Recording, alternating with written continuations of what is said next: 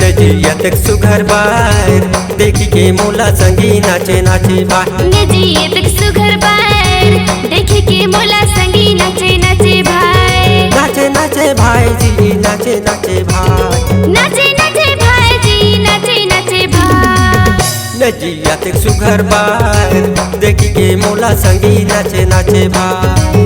नजियत सुघर बार देखी के मोला संगी नाचे नाचे भाई।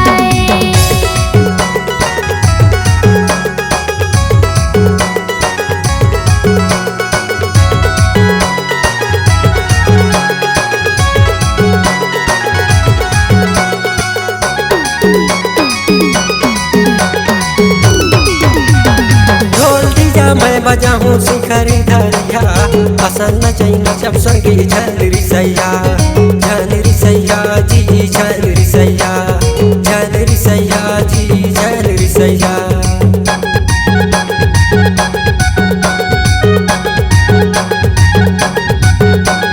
ढोल ढिजा तू बजैया शिकरी जोरा हूँ ऐसा नचैया सगा नहीं रिसा हूँ। नहीं रिसा हूँ जी नहीं रिसा हूँ। नहीं रिसा हूँ जी नहीं रिसा हूँ। झनरी सैया जी झनरी सैया।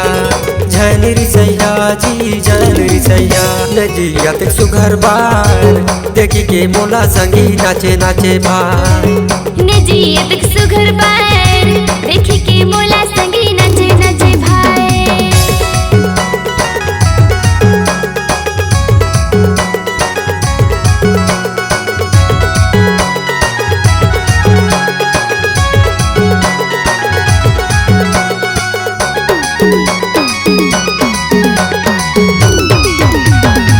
मुड़े में डोरिया फीता बैनी में गजरा।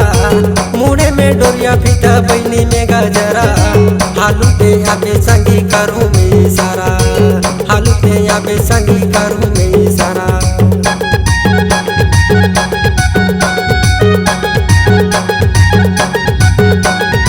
मुड़े में डोरिया फीता बैनी में गजरा। मुड़े में डोरिया फीता बैनी में गजरा। हालू मैया हूँ सगा कर बेसरा। हालू मैया हूँ सगा कर बेसरा। करूँ में सारा जी करूँ में सारा। कर बेसरा जी कर बेसरा। नजियत सुघर बार देखी के मोला संगी नाचे नाचे भाई। नजियत सुघर बार देखी के मोला संगी नाचे नाचे भाई।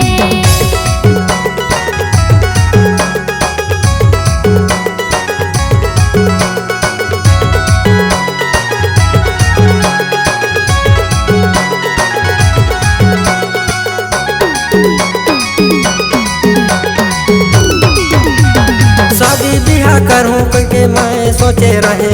वादा लाते भूले संगी का करूँ मैं। का करूँ मैं जी का करूँ मैं। का करूँ मैं जी का करूँ मैं।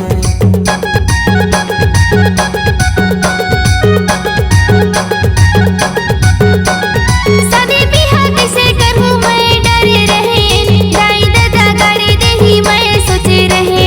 मैं सोचे रहन जी मैं सोचे रहन। मैं सोचे रहन जी मैं सोचे रहन। का करूँ मैं जी का करूँ मैं। का कर बेटे जी का कर बेटे। नजियत सुघर बार देखी के मोला संगी नाचे नाचे भाई। नजियत सुघर बार देखी के मोला संगी नाचे नाचे भाई। नजियत सुघर बार देखी के मोला संगी नाचे नाचे भाई। नजियत सुघर बार देखी के मोला संगी नाचे नाचे भाई। अगर आपके आवाज़ में है जान तो हम आपको देंगे नई पहचान। तो चले आइए digital audio video recording centre Maya music Raghunathpur. Mobile number 6261987043 62 61 98 70 43।